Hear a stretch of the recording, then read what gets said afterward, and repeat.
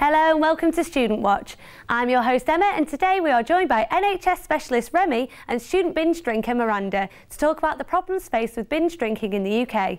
A recent survey suggested that over 1 in 10 people plan to binge drink every weekend, with results probably ending up something like this. As I'm watching your silhouette, I see you clearly jump down off the stairs.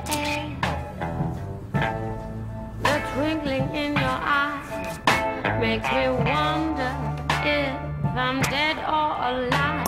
And I just wait. If I could. According to the government, there were 200,000 hospital admissions in 2010 to 2011, with alcohol as the primary factor, costing the NHS a massive £2.7 billion a year. The starting result of which 34,000 alcohol-related deaths each year in the UK alone. Many of these binge drinkers are aged between 18 and 34, with the younger of these binge drinkers being the most regular drinkers. Is youth culture and a growing nightlife scene in the UK to blame for all of this, or is the cheap costs that we associate with alcohol sold in supermarkets? So, Remy, please tell us what you think about why binge drinking is just so appealing to young adults. It is. It's this growing nightlife. It is appealing, isn't it? Really, but I do think the cost of alcohol is going so much lower these days. So why wouldn't you? You know, it seems to be kind of the choice of it, and so supermarkets could raise it the same as they do with the cigarettes and everything. They do market it in a way that, you know, if you're old enough then and do it responsibly, you can do it. But if you do it smartly, you can do it the same with the alcohol as well. Yeah. So Miranda, you are a binge drinker. You're out and you're like, yes, I drink a lot. So what do you think about it all? I don't think there's anything wrong with a bit of binge drinking. I think it's a good way to relax. Everyone's more fun when they're drinking. No one's uptight. I guess the low supermarket prices do influence how much people drink, because it is just so cheap and you don't have to buy more expensive drinks from pubs and clubs or whatever. Okay, well, we've got another alcohol awareness advert here, so I think we should take a quick look.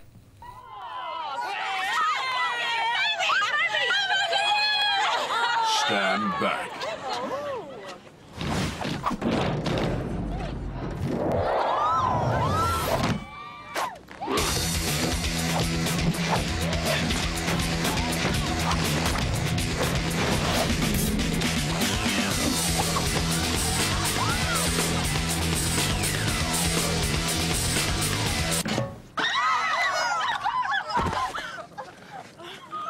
Too much alcohol makes you feel invincible when you're most vulnerable.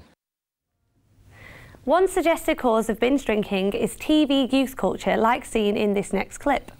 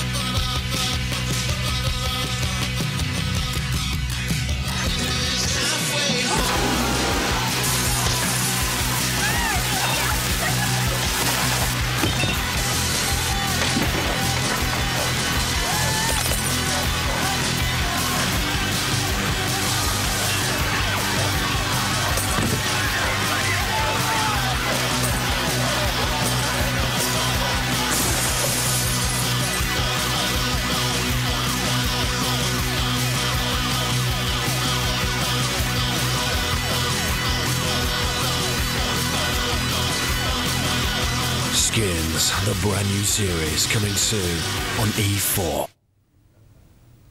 Okay, Remy, do you think that these types of TV shows having an effect on the amount that young people drink at all? Definitely. I think they glorify it massively. These programs are supposed to be such a representative of our youth culture, and so a lot of the older people think that that's how youth is supposed to act and stuff. But as well as the kids, the youth think like, oh, that's what I'm supposed to do. That's what I'm supposed to do to have a good time. Yeah. Exactly, and their favourite characters and stuff, or the way that they reach to have a good time is by drinking and stuff. So definitely, I think it definitely affects them. So do you think they're doing enough to sort of like tell people about the messages that come with drinking? I don't think they go into enough of the long-term effects of it, and there are massive arrays of the long-term effects. It might be fun now as you are a child or young anyway to do as you want, and you can't really see it. And I don't think they do enough on the programs to say, you know what, these are something's gonna happen in your future about it. But the storylines do touch on it, but I don't think they do enough. They just brush over it. Exactly. Just brush over it like it's not a problem. Exactly. Okay, so Miranda, you have said you drink quite a lot. And we've got some bottles on the table here, and I'd like to know, on average, if you were going out, what would you drink, sort of maybe from this table? Okay, well, before we actually went out, I'd probably start off with half a bottle of the vodka. The third from the This massive bottle of vodka here. You drink half of that? Yes. Right, okay. Yeah. Then I'd have a couple of shots from the other ones, and by the time I got into the Sailor Jerry's, the picture would be hula dancing. She would be dancing, would she? Right. Well, I can already tell you that you're going well over your daily amount there, because it's supposed to be 3 to 4 units a day. So I think we should take a quick look at some of the effects that you might be doing to yourself, you know, by drinking this much. Okay, so you saying that you drink that amount, things like this could happen to you. So do you maybe want to stop drinking? Are you going, oh, maybe I won't drink that much, you know, next weekend or whatever, or well, you still? There are times when I'm chundering up into the gutter at 4 a.m. in the morning. I think maybe I should change, but then I think, well, I'm young, I should live my life to the full now, and I come from a long line of drinkers, so we've probably built up an immunity to the effects of alcohol. Does it not scare you at all? Does it not absolutely terrify you to be lying in the gutter at 4 in the morning throwing up?